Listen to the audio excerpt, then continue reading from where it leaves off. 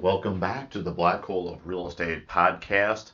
This week I want to talk about what's going on in the real estate space in a couple of areas. And certainly one place is what buyers are experiencing this time of year and what's different about that from past years. Now, also the sellers of properties right now are also going through a little different shift. So I want to look at it from both sides today. And then at the end, I want to forecast a little bit about what's going on with Fed rates and how it's going to affect purchasing power and sales prices ongoing. Buyers are experiencing something different as we get, deeper into the second half of the year. We're finding that most properties are not selling with multiple offers now. And the urgency to write an offer almost blindly and giving up all of your leverage as a home buyer is largely subsided. In any market, there are times where there's a hot property, maybe just a little underpriced due to a motivation by the seller that causes more than one offer to appear. I mean, that's happened in every market. But right now, we're at a point where it's not something that's happening all the time or anywhere near the frequency. And it does give some advantages to a buyer. They have a little longer to prepare themselves to travel to see the property and to perhaps make an offer or see a lender. But it also reminds any buyer that being prepared and able to act quickly and having your money, cash, or finance lined up is still a big advantage in this market. And what the difference is, it may be less about beating out five other people for that particular home and more about demonstrating to the seller that if they're going to accept an offer that's below the listing price, and negotiate, that's a new thing, right? Then they at least want to know that the buyer is committed, prepared to buy the home, and also able to buy the home if they're going to take it off the market and say no to every other buyer out there. A higher level of certainty is absolutely a path for a home buyer to get a deal and to get it below the listing price. And while I don't believe that it's all that different than what's gone on for all of real estate all the time, going way, way back, it is something we haven't experienced a lot of over the last few years. And it's worth bringing up that just because it feels like it's tipping towards the buyers in this market because homes are taking longer to sell. It's not all the way back yet. With the inventory levels such that they are right now, it absolutely still leans towards a seller in this market. It's just not as hyper fast as it was over the last few years. It's still going rather quickly when you look at historical data. So as a buyer, you've got less competition in the first few days. But a lot of the other things that happen in a normalized market, that's what you'll experience today. So I would not be overconfident as a buyer. However, I wouldn't feel like I was going to have to make a full price offer with no inspections and waiving appraisals and all those things in the first 5 minutes of a listing. It's less of that going on. And that's probably good for buyers right now. They can make better decisions over time. One of the things we notice is there's probably less fallout this year than in years past. How many times a buyer has gotten under contract and maybe made a rash decision going well above the asking price and says, whoa, pump the brakes. Maybe this isn't the right thing, and walking away from a deal. When there's 20 offers on a property, somebody steps out, the next one's out, just take it. But now that there's less people doing that, they'll fall out, they'll go back on the market. They might take another week or two to sell sometimes. And I think that's what we have to know from the buyer's perspective, is that if we do put under contract and we fall to uncertainty, they'll likely put it back on the market, they'll likely sell it. But the seller is also going to realize this, and they may be a little bit more hesitant to go under contract, putting all their hopes in the first couple of days on that one buyer that's out there, knowing that somebody may be just on the way in, booking a trip the next weekend, so to speak, or getting ready to see it. They were just busy with vacations or something. So as a buyer, I believe that there is more opportunity and a few more properties to choose from. But there's also a little bit of skepticism on the part of the home seller that if they're going to accept an offer within the first 30 days below the list price, I believe they're going to want to make sure that if someone's actually going to close the deal. So let's flip it over to the sellers. The prices that were possible in years past and the time frames and multiple offers largely off the table. What is your best move? Well, I've always believed that pricing a home appropriately, pretty close to where it's going to sell, has always made sense. And a lot of times you price it right, you might just get the full price or something super close to that. I would probably prepare less for having 50 showings in the first 12 hours and 25 offers. I think most people at this point realize that fad has gone away. But I'd absolutely still have the house ready, and I would still be prepared. Most mornings, 8, 9 o'clock, whatever the showings would begin, have the house ready to go and looking its best. Nothing really has changed with that. That should always be a thing. But know that sometimes the first person to make an offer might be the absolute best buyer for the property. And there's an old adage that it doesn't matter where they start out with the offer, it's where they end up. And we've seen numerous examples, I have personally, where a buyer's probably come in a little bit lower than they might have or should have, so to speak. But we eventually saw that they did get under contract, in a number of cases, quite a bit higher than the initial, let's call it a lowball offer. But eventually settled on something that made sense to the buyer and the seller.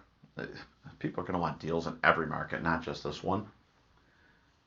And we've got options. When an offer comes in, if you're a seller and you're offended for some reason, whatever reason, you have options. You can reject it, but just know that you end the conversation. Nothing happens. That's it.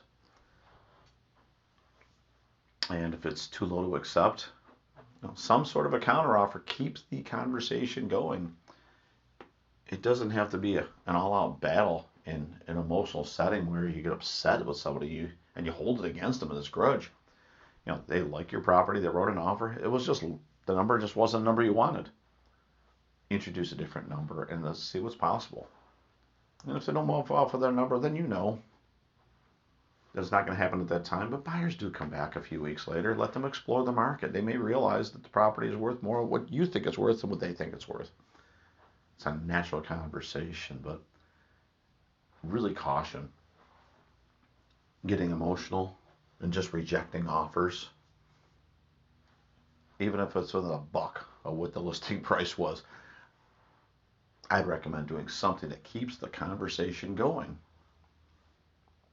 I'd still follow up, make sure if they're financing, most agents consider calling the lender, and not everyone does, but it would make sense to make sure that the buyer's qualifications are lined up without giving up any sensitive information. There are certainly questions that can be asked on the due diligence side.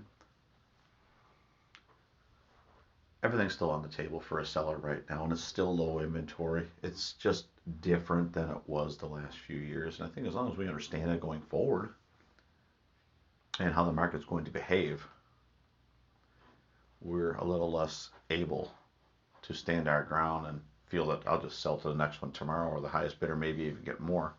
Sometimes the first buyer's the most engaged buyer, the one that's been watching for it, is the best opportunity, even if they start low. So for the sellers, I'd say keep that in mind, and everything else applies.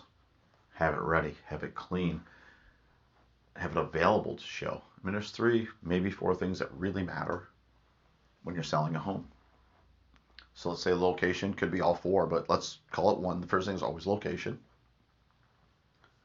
See, condition is the next one. That's in 100% control of the owner.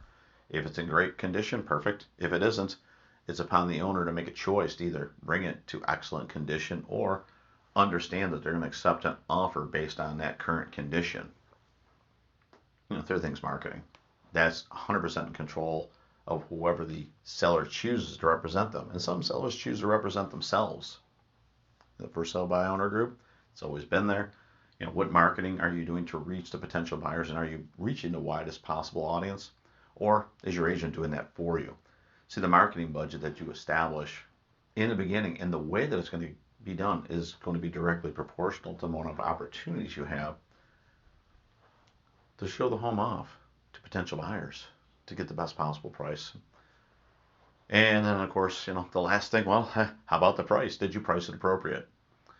Those are the 3, 4 things that really matter in selling a house. And I think most sellers realize this.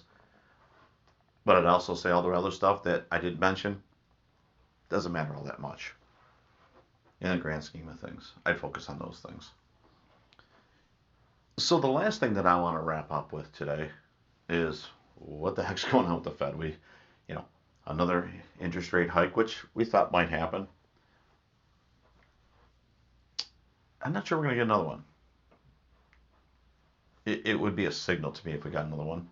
My suspicion is sometime between now and then, maybe November, about a year out from the big elections, we're going to see a flattening, maybe a little lightening of the inflation, maybe a little easing of the interest rate, maybe just pausing on all the increases, and towards the end, maybe see a little decrease in inflation, a little decrease in interest rate, maybe.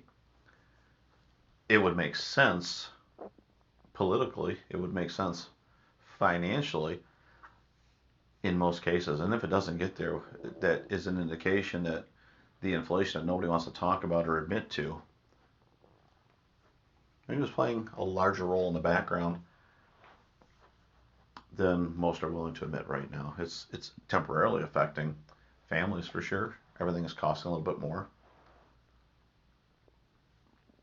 I know the savers are liking it because I have a number of people saying, hey, we sold our house. We actually put it in a CD and now we can get, 5+% interest rate. I mean, it's been like 0.001% for a lot of years. So as much as it's harming some of the people attempting to purchase right now, it's helping some other people. So maybe there's a balance or a mix in there that makes sense. A little bit unsure about that. But interest rates such that they are, most markets run really, really well, 6, 7, 8% interest rates. So historically, these are not terrible rates. They're just way more than we're used to paying the last few years. So if you've got a mortgage in the 2s, 3s, and 4s right now, you're probably a little reluctant to sell that property and buy a different one. And that's where the investment property piece comes in. If you've got those low interest rates and you're controlling that property for next to no interest, we'll call it, and you're looking to move, is it possible? Is it possible to rent that property out long term? You're making significant payments to principal at those low interest rates every month, so there's a little cash flow every month. The hidden cash flow is the money that's coming off the mortgage every month. See, we don't see it in your pocket, but you see it at closing. So interest rates right now, they're a little high for the last few years, but historically not bad. Is it affecting purchasing power a little bit? Sure. For a lot of families it is. But it hasn't largely affected the price, and I think we've talked about this enough to know that prices are about what they were last year. So there wasn't this big drop off or big, crash of the market. I don't think anybody's really talking about that anymore. Maybe hoping for it, but not, if you're a buyer, maybe you're hoping for that. But I don't know there's any evidence that's pointing us, after almost a year of talking about it, I don't think anybody's really betting on that happening right now. So, rates, they'll be murky for a little bit, but I believe we'll get clarity in the next month or two of what direction those interest rates are going. Flat is probably where they're going to be. More likely to go down a little bit than up a little bit between now and the end of the year, but we'll see. A lot can change between now and then. All right, I hope that helps you from the buyer's or seller's perspective and gives you a little more clarity on the interest rates and what is going to take place next. Look forward to seeing you next week on the Black Hole of Real Estate.